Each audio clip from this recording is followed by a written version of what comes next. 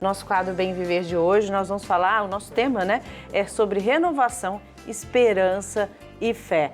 Como será que a gente consegue ter essa esperança, essa fé, que quando a gente vira pro ano inteiro, será realmente que é fácil fazer de um limão uma limonada? Para responder sobre essas perguntas, né, e nos explicar melhor, está aqui nosso querido amigo, Padre Carlinhos. Seja bem-vindo, Padre. Bom dia, Dani. Bom dia, Padre Catalfo. Bom dia, o povo de casa.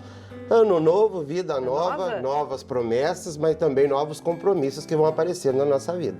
Isso é importante, né? E o Padre Carlinhos assume a partir desse ano a pastoral da comunicação na Arquidiocese aqui de Aparecida. O Padre Carlinhos, que durante muitos anos foi também o coordenador da pastoral presbiteral aqui na nossa Arquidiocese, é pároco da paróquia de Santo Afonso, bem pertinho aqui do santuário. Somos vizinhos aqui, né? Que bom, pertinho da gente. Padre, o senhor que sempre está num quadro que sempre nos ensina muito sobre a vida dos santos, né? Hoje o senhor vai explicar, ensinar a gente um pouco, com muita sabedoria, como viver bem, renovando, né, as nossas esperanças, os nossos sentimentos. Como é possível a gente lidar bem com o que passou de ruim, transformar esse sentimento para viver melhor, para viver bem? Costumo dizer que se Deus está nos permitindo a gente viver esse ano novo, é porque tem alguma coisa a mais para nós aprendermos e alguma coisa a mais para a gente passar também. A palavra que mais destaca nesse começo de ano é a palavra esperança. E quem define bem a palavra esperança é a primeira carta a Timóteo, a esperança é Jesus Cristo, né? Então, quando a gente coloca Jesus Cristo como centro da nossa vida e tem uma meta para seguir, as coisas vão começar a se realizar ao longo desse novo ano que se inicia. Costumo dizer que sempre tem alguma coisinha que a gente ainda continua lá de trás e traz aqui para o novo, Sim. né? Nós tem certas coisas que a gente não conseguiu encerrar no ano que passou. Mas com uma boa dose de esperança, uma dose forte de fé, confiar que Deus vai realizar suas promessas e também nós fazermos a nossa parte, né? Muita gente começou esse ano dizendo assim, olha, esse ano eu vou começar a academia, vou começar isso, mas se não der o primeiro passo... Não começa. Deus não vai tirar a gente de cima da cama e olha, vai, meu filho. Então, uma coisa que eu gosto muito de agir, de pensar, é que Deus costuma trabalhar com parceria. É 50% da nossa transpiração, 50% da graça dele. Amém, que bom! Eu acho muito bonito, Padre Carlinhos, aquela expressão de São Paulo, quando ele diz que a esperança não decepciona, né? É um pouco essa ideia de que a esperança é a nossa companhia, a esperança é também aquilo que nos impulsiona. E eu me lembro que logo quando a pandemia começou, Dom Orlando insistiu muito nessa palavra, na palavra esperança, tanto que a gente aqui na TV Aparecida, a gente criou a Central da Esperança, um pouco nessa linha daquilo que Dom Orlando incentivava a gente, a pensar que a esperança deve ser de fato a palavra decisiva diante das dificuldades, diante do mal, diante das tristezas. Como a gente sabe que a escuridão não é para sempre, né? E a luz ela há de voltar, ela sempre volta para a nossa vida, né? A esperança é o combustível para a gente continuar confiando, batalhando e correndo atrás daquilo que a gente sonha e quer para a nossa vida, né? As dificuldades vão existir da mesma forma que existiram lá no passado, mas como o ano se inicia, também se renova essa esperança em Deus e também a confiança também nos dons que Deus colocou na nossa vida. É sempre a parceria homem e a parceria Deus. De Deus. E essa afirmação que o senhor fala, né, de que sempre vai haver dificuldades. Não é melhor a pessoa aceitar que a vida é composta também das dificuldades para um aprendizado? Para tirar aquela ilusão da pessoa, para desmistificar de que, não, existe a felicidade, eu só vou viver a felicidade. Ou seja, a pessoa vai viver sempre infeliz, buscando aquilo que não existe, idealizando uma vida muito feliz. Você já parou para pensar que a gente só cresce na dificuldade? Que o ser humano tem a grande tendência, às vezes, quando está tudo na bonança, ele se estabilizar?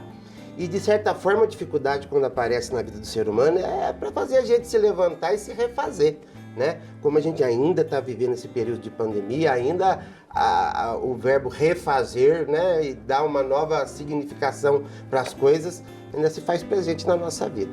Então é importante também que apareçam as dificuldades para motivar em nós aquilo que a gente tem de melhor de virtudes Muita coisa boa vai aparecer esse ano na nossa vida, muitas virtudes vão aparecer na nossa vida, então é bom a gente já estar em foco com isso. Padre, só para completar, viu, Padre Eduardo, essa pergunta, porque tem gente que pode estar falando assim, Padre Carlinhos, mas o que eu estou vivendo não tira nada de bom. Tira, não tira? Tira. Olha, Deus sempre tira alguma coisa ótima de uma situação ruim. Deus sempre tira. Da cruz saiu a salvação. É mesmo. Olha para você ver. É interessante porque a esperança, ela nos faz pensar que a vida ela é real, ela tem desafios, tem dificuldades. Viver com esperança não significa fechar os olhos para as dificuldades, mas significa enfrentá-las com coragem, com determinação, com confiança. De esperança em esperança, a gente vai construindo um mundo melhor, um mundo mais feliz. Tem gente que confunde esperança em esperar. Não, esperança é esperar, mas batalhando, procurando fazer a nossa parte, indo em frente e receber com a graça de Deus aquilo que a dia a gente vive Deus no dia a dia, né? A gente vive na caminhada. Eu gosto muito do evangelho dos 10 leprosos, porque Jesus curou os 10 leprosos enquanto eles caminhavam. Enquanto eles caminhavam. Então é no dia a dia, como Nossa Senhora nos ensina, Evangelho de 1º de janeiro, e Maria guardava tudo no seu coração. Quando Maria guarda no seu coração, significa que ela sabia reconhecer a mão de Deus no dia a dia da vida dela. Tem gente que pensa que a vida de Nossa Senhora foi fácil, né? Chegava a hora do almoço, ela olhava para o céu, olha, dá para descer o almoço. Não, ela também tinha que correr atrás do dia a dia. Mas ela sabia reconhecer que a mão de Deus estava ali a cada situação que ela estava vivendo. Então, o nosso convite desse ano é reconhecer a mão de Deus que vai agindo a cada dia da nossa vida. Nas escolhas que a gente faz, no caminho que a gente toma. Mas o mais importante é a gente ter um porquê caminhar. Nós não podemos perder nunca na nossa vida ao longo desse ano os objetivos que a gente vai traçando. No sentido do porquê acordar, do porquê trabalhar, do porquê ser feliz, do porquê chorar. Nossa vida ela é feita de metas, de sentidos para a gente poder viver. Então não podemos perder nunca isso. O padre, e falando agora sobre renovação espiritual, eu escuto muito e também já recebo mensagens de pessoas que dizem assim, Dani, eu não estou conseguindo rezar. Eu não consigo rezar, estou numa situação tão crítica que eu não consigo rezar. Existe aquele cansaço espiritual, aquela falta de motivação. É normal, padre? Como que a pessoa pode lidar com isso, para ela renovar espiritualmente a vida dela? Eu penso que mesmo que a gente não consiga rezar com a voz, é com o olho. Sabe, às vezes não precisa de muita coisa. Você chega diante da imagem ou diante do Santíssimo lá na igreja, senta e fica esperando que alguma coisinha Deus vai falar. Deus fala muito aqui e Deus fala muito aqui. São os dois lugares que Deus fala na nossa vida, né? E são dois lugares que a gente tem que tomar muito cuidado e muito carinho. Tudo que entra no coração, tudo que entra na nossa consciência é o que vai determinar a nossa caminhada. O cansaço na caminhada faz parte. Os santos também tiveram momentos de deserto. Isso é o que a gente costuma dizer, momentos de deserto, quando a gente começa a questionar muito a Deus. Mas são esses momentos de deserto que vão fazer a gente crescer. Não dá para fazer uma roseira bonita sem podar. E às vezes Deus, devagarzinho, vai podando certas coisas que a gente acha que não iríamos conseguir viver bem, mas a gente vai ver que foram precisos certas podas na nossa vida que a vida vai fazendo. Graças a Deus. Né? Perdas, fracassos, isso aí faz parte da caminhada do ser humano. Mas o modo como a gente olha para isso é que vai fazer toda a diferença. Eu procuro olhar isso como combustível para crescer. Porque isso vai fazer, olha, tem certas coisas que eu vou ter que largar, porque não estão fazendo bem. Tem certas coisas que eu estou evitando assumir. Eu preciso assumir. E aí a gente vai crescendo da graça em graça de Deus na nossa vida. Toda quinta-feira você está aqui na nossa companhia, não é? Falando sobre os santos, e isso que você disse em relação à troca de olhares me faz pensar um pouco na vocação de São Mateus, não é? São Beda, o Venerável, ao comentar a passagem da vocação de Mateus, diz isso, diz que Jesus olhou para Mateus com misericórdia e o chamou. Essa troca de olhares é fundamental, sobretudo para quem perdeu o entusiasmo, para quem perdeu a esperança. Tem gente que pensa que quando Jesus chamou os apóstolos é aquela coisa meio mágica, né? Jesus olhou e pronto, tudo aconteceu. Não. Antes de Jesus chamar os apóstolos, a gente entende que por várias e várias vezes Jesus foi rodeando a pessoa, né? Ou seja, Jesus dá aquela chamada, dá aquela conversa, até que chega o dia da decisão. Vem e segue. né? E assim é Jesus na nossa vida, constantemente ele está junto da gente, conversando na consciência e no coração, até o dia que ele chega, vem e segue. Ou seja, está na hora de você decidir. A vida é feita de decisões e vai ser sábio aquele que decide tomando como base a pessoa de Jesus Cristo. E nessa troca de olhares tem a posição inversa também, não é? No caso de Zaqueu, que é ele que sobe na árvore para olhar Jesus, não é? Zaqueu é um caso interessante, era uma pessoa rica, materialmente falando, tinha tudo do bom e do melhor, mas de uma falta de sentido na vida tremenda. E ele vai encontrar justamente na pessoa de Jesus. Legal. Quando se fala no Evangelho que Zaqueu era um homem baixo, não, ele não queria estar na intenção só de falar da estatura física de Zaqueu, mas daquilo que ele estava se sentindo. Ele estava se sentindo sem vontade de viver, tinha tudo do bom e do melhor, mas alguma coisa estava faltando na vida dele. Por isso que o faz, né, um camarada de uma posição até então elevada e respeitada, subir numa árvore para poder ver Jesus passar, né? E foi aquela troca de olhares que fez toda a diferença na vida de Zaqueu, né? É um olhar no outro, o coração falando com o outro e deixar-se. É importante que a gente deixe Deus ser Deus na nossa vida. Às vezes a gente não deixa Deus ser Deus na nossa vida, viu? Às vezes a gente quer limitá-lo, quer... Olha, que o senhor faça isso, mas aqui... Aqui não, né? Aqui não, aqui o senhor não mexe. Aqui deixa que eu que cuido. Mas às vezes ali é justamente onde ele tem que mexer, meu Deus do céu. Ô, padre, mas também é preciso ter paciência, né? Assim, para esse tempo, como pode ser esse tempo do deserto, né, Padre Eduardo? Mas nessa pauta, né, a gente também é falado sobre as pessoas que faleceram, né? Quem ficou, por exemplo, uma mãe, né, estava em casa e disse para o filho, olha, eu não estou passando bem, vou para o hospital. Ela nunca mais voltou, né? Esse filho não se despediu dessa mãe. Nós temos na nossa cultura o processo de viver o luto do velório, do enterro e tal, e milhares de pessoas não tiveram isso. Como essa pessoa, né, que sofre essa dor, e ela pode criar esperança, padre, porque o sentimento que eu tenho é que se pudesse comprar a esperança e pôr dentro dessa pessoa, dá vontade disso, né? Mas como que a gente pode exercer essa esperança no meio da escuridão? A gente sabe que a dor do luto ela é muito personalizada, cada um tem o seu modo de viver, né?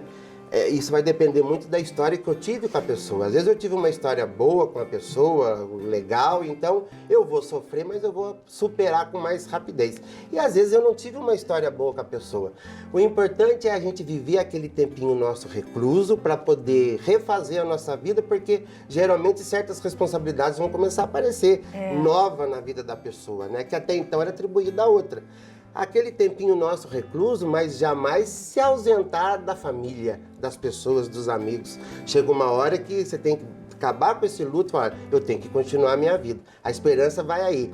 Aquele que eu amava muito, que eu amo muito, ele já acabou a missão dele, já está junto de Deus, intercedendo por nós cá na terra. Então tem que chegar um determinado momento que a gente tem que pensar assim, olha, agora eu tenho que continuar a minha história. A decisão é sua, né? Exatamente. Tudo na vida, se a gente parar para pensar, a decisão é nossa.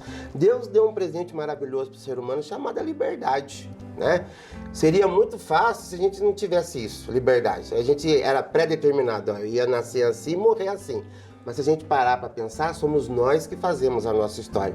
E quando a gente coloca Deus no centro, é como se todo dia Deus desse uma folha em branco. Só que Ele é tão bom conosco que Ele vai colocar linha e margem.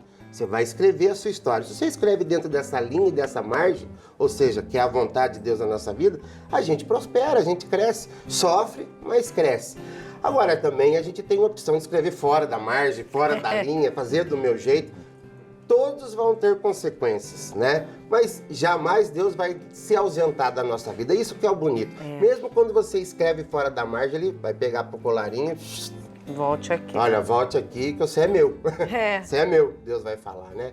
E aí a gente tem que ter essa sensibilidade do filho pródigo de reconhecer, ó, o melhor é dentro da casa do pai mesmo e junto da mãe. Lá fora não é tão bom como eu pensava.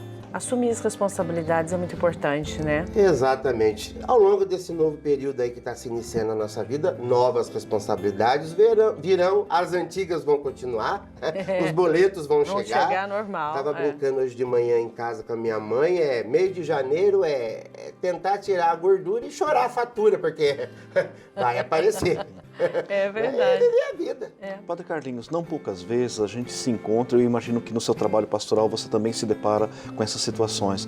Não poucas vezes a gente se encontra com pessoas que simplesmente desistiram de ter esperança ou desistiram de voltar para aquela margem, para aquelas linhas estabelecidas por Deus na nossa vida.